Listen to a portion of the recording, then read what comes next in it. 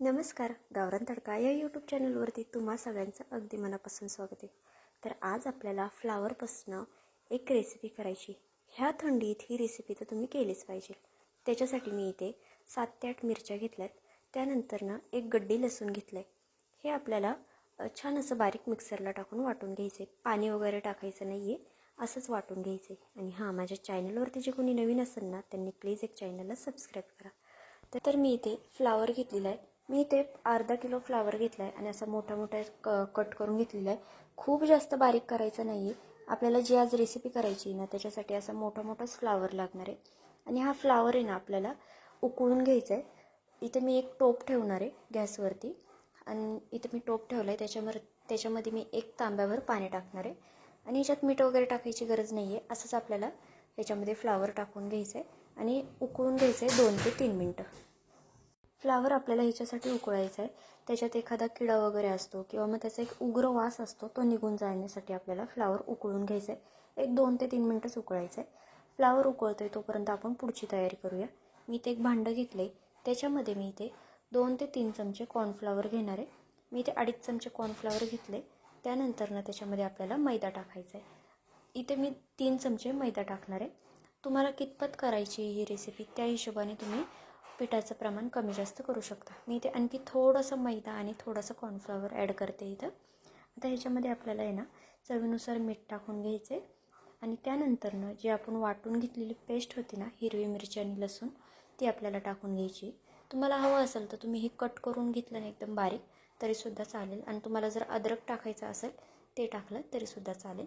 तर हे आपल्याला मिक्स करून घ्यायचं आहे. त्यानंतर आपल्याला ह्याच्यामध्ये ना थोडीशी मिरी पावडर टाकायची.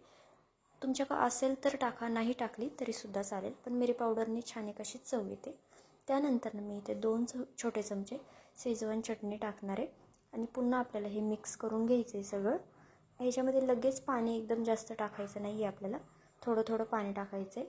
आणि ह्याच्यामध्ये मी इथे ना बेडगी मिरची पावडर टाकणार आहे कलरसाठी.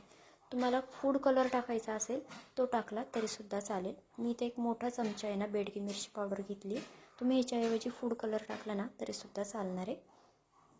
आता हे आपल्याला आहे ना मिक्स करून घ्यायचं आहे चांगलं. त्यानंतर ह्याच्यामध्ये ना थोडं थोडं पाणी टाकून आपल्याला आहे ना ह्याची एक पेस्ट करून घ्यायची.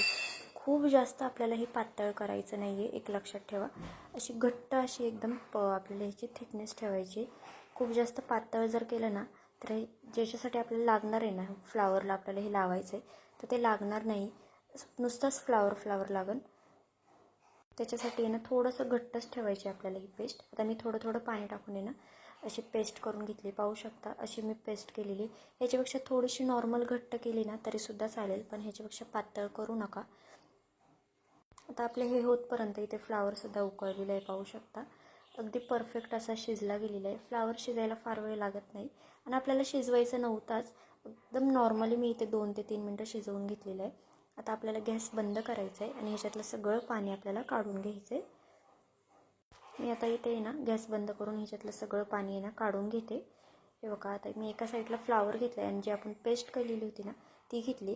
आता आपल्याला ह्याच्यामध्ये ना फ्लावर टाकून घ्यायचं आहे. आता तुम्हाला कळालंच असेल आपल्याला काय करायचं आहे. तर आपल्याला कुरकुरीत अशी फ्लावरची भजी करायची. एवढी छान लागते ना, तुम्ही नक्की करून बघा. मी एका साईडला तेलसुद्धा तापायला ठेवलेलं आहे. आता आपण भजी करायला घेऊया. तर मी इथे हातानेच सोडणार आहे. तुम्हाला जर का चमच्याने सोडायचं असेल तर तुम्ही चमच्याने सोडलं तरीसुद्धा चालेल. चमच्याने सोडताना कसं बॅटर जे आपण बॅटर केले ना ते थोडंसं जास्त प्रमाणात पडेल, त्याच्यामुळे मी इथे हातानेच सोडून घेते. तुमच्याकडे जेवढे बसेल ना तेवढं तुम्ही ह्याच्यामध्ये ना सोडून घ्या. आणि गॅसची फ्लेम ही आहे ना आपल्याला मीडियम ठेवायची. खूप जास्त फास्ट नका ठेवू किंवा खूप जास्त स्लो ठेवू नका. मीडियम गॅसवरतीच आपल्याला हे तळून घ्यायचं आहे. आणि त्यानंतर लगेच याला हात लावू नका. आधी 2 मिनटं होऊ द्या आणि मग नंतर आपल्याला हे असं छान असं पलटी करून घ्यायचं आहे. इथे खाली चिटकलेलं वगैरे नाही आहे, पण मी पक्कड घेतली नव्हती. असं वाटत होतं की तेल वगैरे सांडन की काय. मी नंतर पक्कड घेतली आणि नंतर हे साईडचं सगळं असं काढून घेतलं आहे. तेव्हा का एकदम इझिली निघतं आहे, खूप जास्त असं चिटकत वगैरे नाही.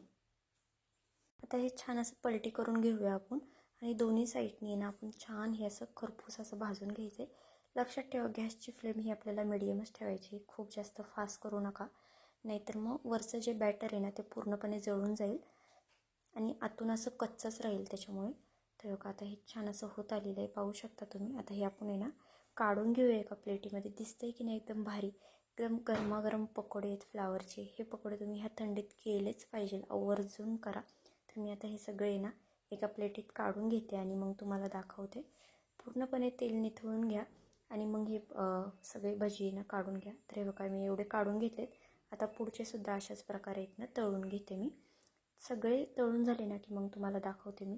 हे तुम्ही गरमागरम चहासोबत किंवा मग कुठल्याही प्रकारची चटणी घ्या, किंवा मग कुठल्याही प्रकारची चटणी नाही घेतली, नुसतं खायलासुद्धा खूप म्हणजे खूप भारी लागतं. तर मी तर असे करून घेते. तुम्हाला माझ्या रेसिपी कशा वाटतात हे मला कमेंट करून नक्की सांगा. तुम्ही माझ्या रेसिपी कुठून बघताय हे देखील मला कमेंट करून नक्की सांगा. आणि हां, चॅनलला सबस्क्राईब आवर्जून करा, कारण तुम्ही व्हिडिओ बघता आणि सबस्क्राईबच करत नाही. त्याच्यामुळं एक सबस्क्राईब नक्की करा आणि कमेंटसुद्धा नक्की करा. तर बघा अशा प्रकारे आपली सगळी भजी तळून तयार झालेली दिसते की नाही, किती भारी. खायलासुद्धा तितकीच भारी लागते बरं का. वरून एकदम कुरकुरीत आणि आतून हलकीशी अशी मऊसर, खूप म्हणजे खूप भारी लागते. तुम्ही ही थंड झाली ना तरीसुद्धा ही खायला खूप भारी लागते आणि गरम गरम खायलासुद्धा छान लागते. ही तुम्ही चहासोबत किंवा कुठल्याही प्रकारच्या चटणीसोबत किंवा मग अशीच नुसती नक्की करून बघा. रेसिपी माझी आजची कशी वाटली तुम्ही मला कमेंट करून नक्की सांगा. चॅनलवरती जे कोणी नवीन असेल त्यांनी प्लीज एक चॅनलला सबस्क्राईब नक्की करा. चला तर भेटूया आपण नवीन रेसिपीसोबत. तोपर्यंत धन्यवाद.